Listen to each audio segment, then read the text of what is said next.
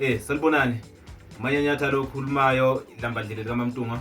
Ngiyazi abaningi balindile ialbum ethi into ezinhle sebenesikhathi belindile. Iyeza soon. Mhla ka-29 November asihlanganeni eRoadport eDumathi lapha engizobe ngilontshela khona nelimi elikhulu kakhulu. Ngizobe ngiphethe abaculi abadifferent abaningi.